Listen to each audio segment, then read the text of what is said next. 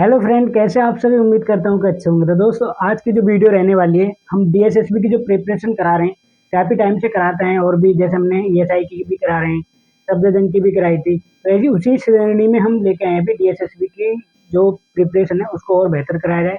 तो उसके लिए दोस्तों मैं लेके आया हूँ जो डीएसएसबी का पुराना एग्जाम हुआ था।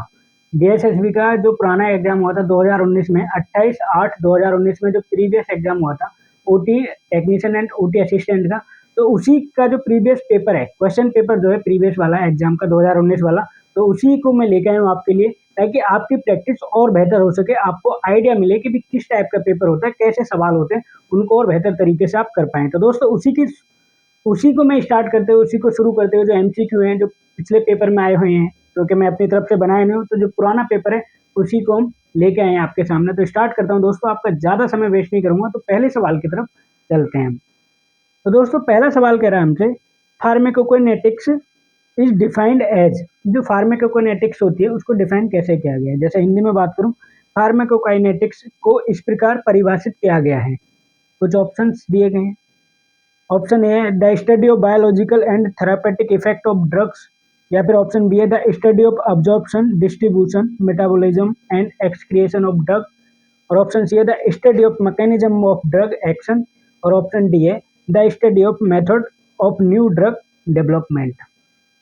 देखो दोस्तों, इस सवाल का ऑप्शन तो हमने पढ़ लिया। अब हमारा काम क्या होता है कि हम सवाल को समझे। ये पूछा है फार्माकोकाइनेटिक्स। अब इनको हम समझाने के लिए मैं बताऊं आपको, दो तरीके से इनको समझ सकते हैं। एक होता है फार्माकोकाइनेडायनेमिक और एक होता है फार्माकोकाइनेटिक्स। अब इनेटिक्स में क्या करते हैं, इनेटिक्स क्या है कि जब हमने कोई टैबलेट खाई या कोई मेडिसिन ली, मेडिसिन इनटेक की, तो जब हमारी बॉडी जो इफेक्ट कर रही है उस पर, मेडिसिन पे, यानी जो दवाई है उस पर जो बॉडी हमारी इफेक्ट कर रही है, वो फार्माकोकाइनेटिक्स में आता है। बॉडी इफेक्ट क्या कर रही है, जैसे कि बॉडी ने अब्जॉर्ब की, डिस्ट्रीब्यूट की, अलग अलग मेटाबॉलिज्म किया, ये बॉडी ने उसको इफेक्ट किया, बॉडी ने उसको पकड़ा ड्रग्स को। तो ये जो स्टडी है किसमें आएगी, आएगी फार्माकोकाइनेटिक्स में। और फार्माकोडायनामिक क्या होती है, अगर सवाल अगर ये फार्माकोनेटिक्स को बदल के अगर फार्माकोडायनामिक होता तो आप क्या जवाब देते। तो उसी का मैं बता रहा हूँ, वो अपोजिट है। अभी क्या था फार्माकोनेटिक्स में कि बॉडी इफेक्ट कर रही थी ड्रग्स पे, यानी उसको डिस्ट्रीब्यूट कर रही थी, ऑब्जर्व कर रही थी, सारी चीजें कर रही थी। लेकिन फार्माकोडायनामिक में क्या है कि जो ड्रग्स है उस पे इफेक्ट कर रही है, बॉडी पे इफेक्ट कर रही है ड्रग, ड्रग ने फिर अपना एक्शन करना शुरू कर दिया है। तो इसको फार्माको समझे आप, जैसे कि फार्माको डायनेमिक क्या है कि दवाई ने अपना काम करना शुरू किया बॉडी के ऊपर, और वही फार्माकोनेटिक्स क्या है कि बॉडी ने दवाई के ऊपर काम करना शुरू किया। तो वही इसमें ऑप्शन जो है, अगर आप ध्यान से पढ़ रहे हैं, तो ऑप्शन नंबर बी जो है the study of absorption, distribution, metabolism and excretion of drug. तो ये राइट होने वाला है। क्यों? क्योंकि देखो इसमें स्टडी कर रही है, अब्जॉर्प्शन कर रही है, डिस्ट्रीब्यूशन कर रही है, मेटाबॉलिज्म कर रही है। तो क्वेश्चन बनता option number be the right answer. तो चलते हैं अगले सवाल की तरफ। देखो, ये कुछ कुछ चीजें मैं इसलिए बता रहा हूँ आपको क्योंकि सवाल घूम फिर के भी आ सकता है। अभी इसमें फार्माकोकाइनेटिक्स था, अगली में क्या पता फार्माकोडायनामिक आ जाए। तो इसलिए दोनों के बारे में अगर हमें पता है तो हमें आसानी होगी ऑप्शन सेलेक्ट करने में। तो ठीक है, चलते हैं अगले की तरफ। अगला सवाल है, which of the following drug is obtained from synthetic source. अगर हिंदी में मैं बात करूं, तो निम्नलिखित में से कौन सी दवा सिंथेटिक स्रोतों से प्राप्त की जाती है। अब इस सवाल को चलो मैं ऑप्शंस बता देता हूँ। ऑप्शन ए कैलोनिन, ऑप्शन बी है हेपारिन, ऑप्शन सी है एस्पिरिन, और ऑप्शन डी है मोर्फिन। अब अगर आप लोगों ने मेरी पिछली वाली वीडियो देखी हो, अगर सर्जिकल सूचर के ऊपर जो मैंने वीडियो बनाई थी, उसमें मैंने प्रॉपर तरीके से आपको समझाया था कि नेचुरल क्या होते हैं और सिंथेटिक क्या होते हैं। अब नेचुरल चीज अगर मैं बताऊं, नेचुरल क्या है कि प्राकृतिक तरीके से, लेकिन इसमें क्या हमसे सिंथेटिक सोर्स पूछ रहा है, सवाल सिंथेटिक सोर्स पूछा, तो इसके बारे में थोड़ा सा डिस्कस कर लेते हैं कि नेचुरल सिंथेटिक, अगर सिंथेटिक की जगह नेचुरल आता तो हम क्या समझेंगे। नेचुरल क्या होता है कि नेचुरल जो प्राकृतिक तरीके से बनाई गई चीजें हैं, जो प्राकृतिक है, प्राकृतिक बनी हुई है। और वही अगर सिंथेटिक की बात करूँ, जो उनको मिला के बनाई हुई है, मतलब कुछ भी उनमें एक्स्ट्रा ऐड किया गया है, तो वो सिंथेटिक में आती है। तो आप इनकी डिटेल पढ़ लेना प्रॉपर तरीके से, क्योंकि आपके एग्जाम में ऐसा नहीं है जो सवाल इस टाइम 2019 में जो आया था, क्या 2023 में सेम आएगा, नहीं आएगा, पलट के दे सकते हैं या कुछ और सवाल दे सकते हैं। तो इसलिए हमें चारों तरफ से अपनी प्रिपरेशन को मेंटेन करके चलना है। तो इसमें क्या है, कैलोनिन, हेपारिन और एस्पिरिन और मोर्फिन में अगर देखा जाए तो देखो, मोर्फिन नेचुरल है, हेपारिन नेचुरल है, कैलोनिन नेचुरल है, लेकिन इसमें जो राइट आंसर है वो है एस्पिरिन, वो सिंथेटिक, सिंथेटिक सोर्स है। क्लियर? चलते हैं अगले सवाल की तरफ। Question number 3, in which part of the cell are drug receptors generally found. Hindi में मैं बात करूँ, इस बार दोनों तरीके से मैं लेके आया हूँ, दोनों लैंग्वेज में लेके आया हूँ, क्योंकि काफ़ी हमारे स्टूडेंट ऐसे हैं जो कहते हैं बार-बार कमेंट करके कि सर हिंदी में भी लाया करीजिए, हिंदी में भी क्वेश्चन होना चाहिए। तो हिंदी में भी मैं पूरी कोशिश करूँगा, क्योंकि मैंने बहुत इस पे टाइम दिया है। हिंदी में भी सवाल को हिंदी के साथ भी और इंग्लिश के साथ दोनों लैंग्वेज में वो आए आपके सामने स्क्रीन पर। तो हिंदी में बात उसी को अगर मैं हिंदी में बात करूँ तो वो कह रहा है, कोशिका के किस भाग में औषधि रिसेप्टर आमतौर पर पाए जाते हैं? कोशिका के किस भाग में औषधि रिसेप्टर आमतौर पर पाए जाते हैं? जैसे ऑप्शन ए की मैं बात करूँ न्यूक्लियस है, ऑप्शन सी बी की मैं बात करूँ साइटोप्लाज्म है, ऑप्शन सी की बात करूँ प्लाज्मा मेम्ब्रेन है, या फिर ऑप्शन डी की बात करूँ माइटोकॉन्ड्रिया है। अब जो सेल होते हैं, सवाल को देखो, मेरा जो कॉन्सेप्ट रहता है कि पढ़ो ऐसा कि पढ़ा सको, सिंपल सी बात है, वही है कि हम पहले सवाल को समझेंगे, सवाल को तोड़ेंगे। तो वही है, अगर ऑप्शन पे जाने से पहले मैं सवाल के बारे में दोबारा से एक बार आपको बता रहा हूँ। In which part of the cell are drug receptor generally found? अब सेल क्या है? कोशिका। सेल की अगर हमें डायग्राम पता है पूरा, इमेजिनेशन कीजिए आप, अगर सेल का डायग्राम स्ट्रक्चर पूरा आपको पता है तो इस आंसर को देना बहुत ही आसान है आपके लिए। तो कैसे, अगर मैं थोड़ा सा आपको इमेजिन कराऊं, जैसे इस बीच में सेल हो गया, सेल के बाद क्या आएगा आपका, आप देखेंगे तो वहां पे आएगा आपका न्यूक्लियस दिखता है बाहर, थोड़ा उसके न्यूक्लियस दिखता है। न्यूक्लियस के बाहर क्या दिखता है आपको? साइटोप्लाज्मा दिखता है। उसके बाद आपको क्या दिखता है? माइटोकॉन्ड्रिया भी होती है वहाँ पे, जो कि हमारा पावर हाउस है। और उसके बाद क्या दिखता है आपको? प्लाज्मा मेम्ब्रेन दिखती है। जो प्लाज्मा मेम्ब्रेन है, this is the right answer इस क्वेश्चन के अकॉर्डिंग भी। आप इमेजिनेशन करो, नहीं तो अभी आप वीडियो देखने के बाद डायग्राम निकालना गूगल पे जाके सेल्स का, तो आपको समझ आ जाएगा कि हाँ प्लाज्मा मेम्ब्रेन यहाँ पे पाई जाती है। तो सवाल वही था कि कोशिका के किस भाग में औषधि रिसेप्टर आमतौर पर पाए जाते हैं? तो कहाँ पाए जाते हैं? वो जो ऑप्शन सी है, प्लाज्मा मेम्ब्रेन पर पाए जाते हैं। तो plasma membrane is the right answer. अगले सवाल की तरफ चलते हैं। Majority of drug cross biological membranes primarily by. Hindi में बात करूं, अधिकांश औषधियां मुख्य रूप से जैविक झिल्ली को पार करती हैं। ऑप्शंस पे चलते हैं। पैसिव डिफ्यूजन, ऑप्शन बी है फैसिलिटेड डिफ्यूजन, और ऑप्शन सी है एक्टिव ट्रांसपोर्ट, और ऑप्शन डी है पाइनोसाइटोसिस। तो इसमें दोस्तों ज़्यादा जो सही राइट आंसर है वो है पैसिव डिफ्यूजन। तो ऑप्शन ए जो है is the correct answer, passive diffusion. अगले सवाल की तरफ चलते हैं, क्योंकि देखो सवाल भी आपको समझने हैं, सारी चीज़ें करनी है, क्योंकि आपकी प्रिपरेशन आप पर डिपेंड करती है कि आपकी प्रिपरेशन सवालों को समझें, सवालों की बारीकियां समझें। मैं थोड़ा सा बारीकी से क्यों बताता हूँ, क्योंकि देखो मुझे ऐसा नहीं है मैं क्वेश्चन पढ़ूंगा आंसर बता दूंगा, मुझे फर्क नहीं पड़ रहा है, लेकिन कहीं ना कहीं आपकी प्रिपरेशन में फर्क पड़ेगा, इफेक्ट डालेगी वो चीज़। क्योंकि आपने ऊपर ऊपर से बारीकी से पढ़ लिया तो आपके लिए काम आने वाली चीज़ें नहीं है वो, क्योंकि एग्जाम में ये सेम रिपीट सवाल नहीं आते हैं, वो कुछ कुछ चेंज करके आते हैं, कुछ पलट के आते हैं। वही है ना, सिंपल सी बात है कि कान को या तो इधर से पकड़ लो या कान को इधर से पकड़ दो, तो वो क्या करते हो, कान को घुमा के पकड़ते हैं। सीधा सीधा पकड़ेंगे तो सिंपल सी बात है कि कोई भी पकड़ ही लेगा, लेकिन घुमा के पकड़ेंगे थोड़ी सी तो दिक्कत होगी ना, रास्ता वही है। तो इसीलिए सवाल को समझना है और सवाल के आसपास जो चल रहा है उसको भी समझना है, कॉन्सेंट्रेट करना है उस चीज पे अपने आप को। तो ठीक है, अगले सवाल की तरफ चलता हूँ। Which organ contains the most important enzyme system for metabolism metabolise drugs? कितना प्यारा सा सवाल है और आसान सा सवाल है। किस अंग में दवा के चयापचय के लिए सबसे महत्वपूर्ण प्रणाली है? हिंदी में बात करूं, देखो मेटाबॉलिज्म से या मेटाबोलाइज से आपको समझ आना चाहिए। जैसे कि अगर मैं बात करूं, option A lungs, option B है हार्ट, ऑप्शन सी है किडनी, और ऑप्शन डी है लीवर। तो मैं तो ये मानता हूँ कि मेरे जितने काफी दोस्त अभी इस वीडियो को देख रहे हैं, तो उन्होंने ऑप्शन आते आपने बता दिया होगा कि ये वाला इसका राइट होने वाला है। तो वही है चीज, तो मैं इसमें बता दूं, देखो क्या करते हैं, लेकिन सबसे ज्यादा क्या करता है मेटाबोलाइज, वो करता है हमारा लीवर। जो लीवर ऑर्गन है वो सबसे ज्यादा मेटाबोलाइज करता है। तो option number D is the right answer. अगले सवाल की तरफ चलते हैं। अगला सवाल है, bioavailability of drug refer to, यानी दवा की जैव उपलब्धता का संदर्भ लें। दवा की जैव उपलब्धता का संदर्भ लें। ऑप्शंस, बायोबिलिटी के बारे में बात करेंगे, दोबारा ऑप्शंस पढ़ लेता हूँ।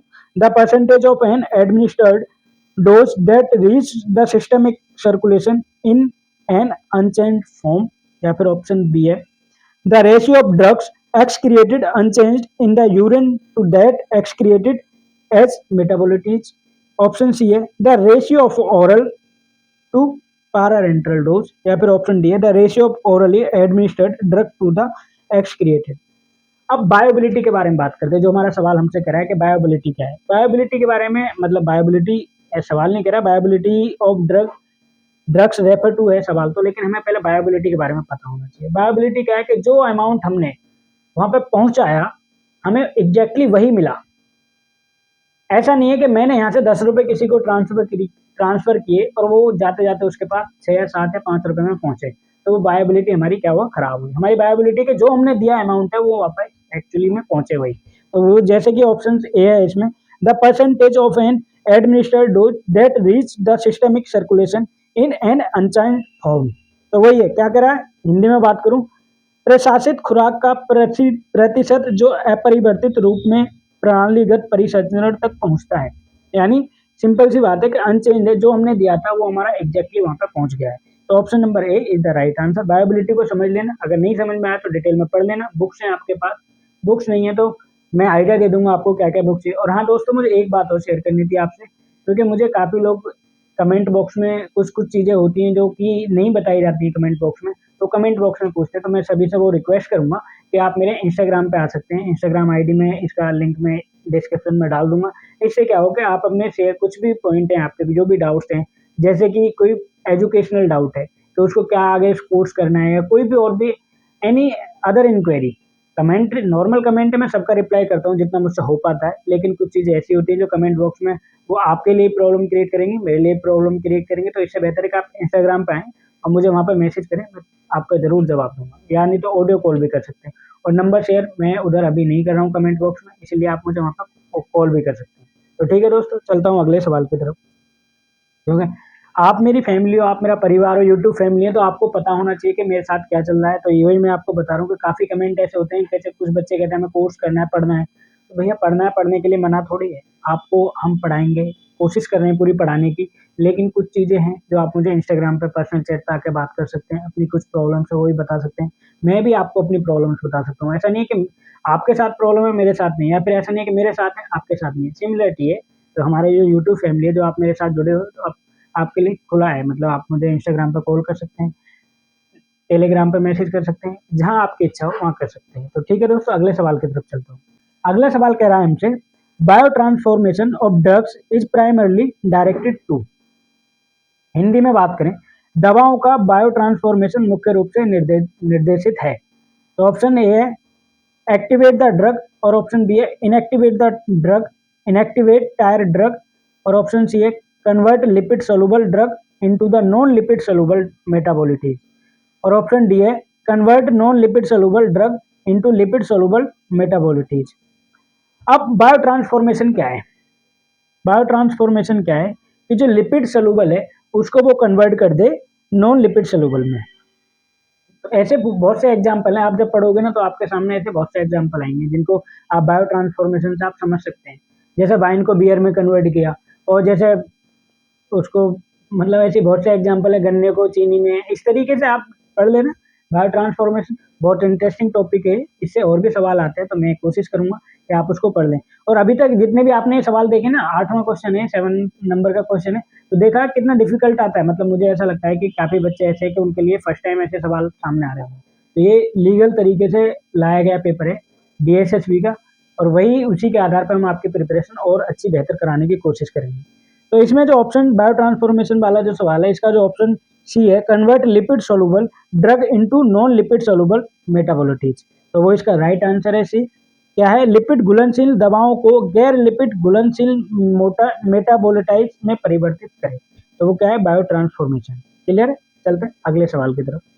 विच is the major organ of drug excretion. देखो, मेजर ऑर्गन ऑफ एक्सक्रिएशन, देखो पिछला सवाल जो था, पिछले से पिछला वाला जो मेटाबॉलिज्म मेटाबोलाइज पूछ रहा था, और इसमें क्या पूछा? एक्सक्रिएशन।